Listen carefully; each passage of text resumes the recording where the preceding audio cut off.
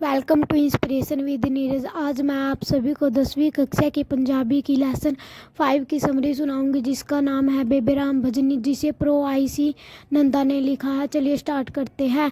बेबे राम भजनी का एक लड़का हुआ जो कि छोटी उम्र में ही भगवान को प्यारा हो गया। उसकी आगे और कोई संतान नहीं है। उसका पति शराबी हो गया था। वह सारा पैसा जुए व शराब में ख़त्म करने लगा था। इस करके बेबे राम भजनी सोचती है, मेरा पति सारा पैसा लगाए जा रहा है, क्यों ना सब कुछ दान कर दिया जाए। इस विचार को वह अपनी पड़ोसन जिसका नाम है प्रेमो उसको बताती है। फिर प्रेमो कहती है, तेरे मन में अच्छा ख्याल आया है, इस काम में देरी नहीं करनी चाहिए।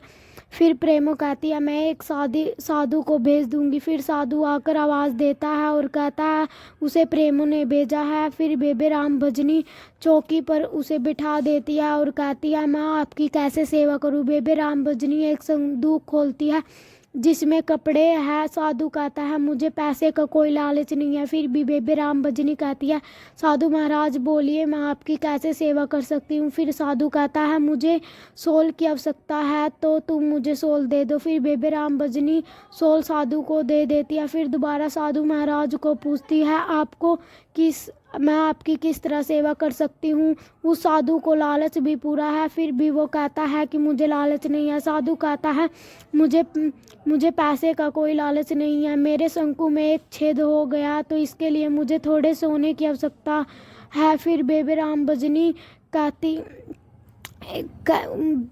राम भजनी उसे सोना दे देती है और बोलती है कि कितनी बड़ी कीमत मांग ली। बेबे राम भजनी अपने सोने की बालियाँ लाकर उस साधु को दे देती है। फिर एक पंडित आता है और यह सब कुछ देखता है। उसके मन में भी लालच आ जाता है। फिर पंडित बेबे राम भजनी को कहता है, तू संकल्प ले ले और जो भी सामान तू दान करना चाहती है उसे दान कर दे।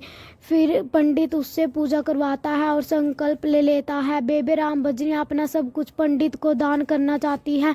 फिर पंडित बेबे राम भजनी को कहता है, मैं सारे कपड़े व गहने ले जाता हूँ और बड़े बड़े पीतल के बर्तन बाद में ले जाऊँगा, क्योंकि मुझे रास्ते में वकील के घर जाना है, क्योंकि वकील के घर पर एक बेटे का जन्म हुआ है। उस करके वकील के घर कुंडली बनवानी है। फिर पंडित अपना सारा सामान लेकर चला जाता है और प्रेम और बेबे राम भजनी आपस में बात करने लगती है। और फिर श्यामदास आ जाता है और बेबे राम भजनी पड़ोसी को देख के चली जाती है और प्रेमो का सारा सामान लेकर चली जाती है। प्रेमो सारा सामान लेकर चली जाता है। प्रेमो को उसकी बहू ढूंढने के लिए आती है और कहती है, मेरी सास कहाँ है। बेबे राम भजनी कहती है, वो पंडित के यहाँ गई है। प्रेमो कहती है मुझे और मेरी सास को ज़रूरी काम है। फिर बेबे राम भजनी कहती है, तुम घर जा, मैं तेरी सास को बुला कर लाती हूँ। फिर श्यामदास अपने 2 जुआरी साथी के साथ घर आता है। फिर श्यामदास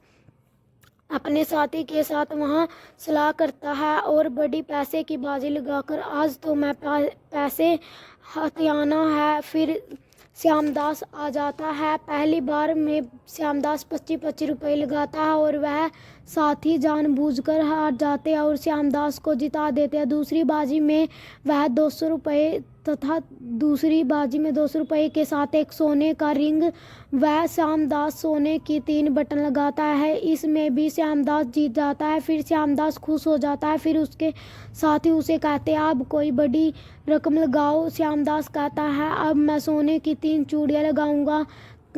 तेरे पास सोने की चूड़ियाँ नहीं है, अगर है तो सामने दिखा। श्यामदास कहता है, संदूक की चाबी मेरी पत्नी के पास है, जब वो आएगी मैं तुम्हारे सामने रख दूंगा। फिर बेबे राम भजनी आती है और देखती है उनमें से एक लड़का उस पंडित का है जिसने उससे सब कुछ दान में लिया है। फिर बेबे राम भजनी सोचती है, उसके साथ तो धोखा हो गया है। फिर वह अपने पति के साथ लड़ती है और कहती है कि वह इनको घर से निकाल दे। बस उससे सोने की 3 चूड़ियाँ मांगता है। फिर बेबे राम भजनी उससे कहती है, सब कुछ मैंने दान में कर दिया है, तुम मेरी आंखों के सामने से दूर हो जा। बेबे राम भजनी हे राम करती हुई चली जाती है। Thank you.